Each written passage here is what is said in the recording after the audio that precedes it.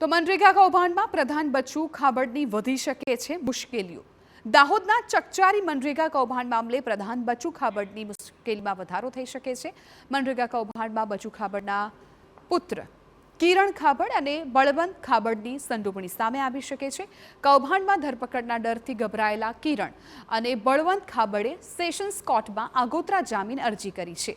ઉલ્લેખનીય છે કે વર્ષ 2021થી 2025 દરમિયાન દેવગઢ બારિયામાં મનરેગા કૌભાંડને અંજામ આપવામાં આવ્યો હતો। જો કે પ્રધાન બચ્ચુ ખાબડે કૌભાંડના આરોપો ફગાવ્યા છે। જે માત્ર ને માત્ર આક્ષેપો છે, લાંબા સમયથી આક્ષેપો ચાલી રહ્યા છે।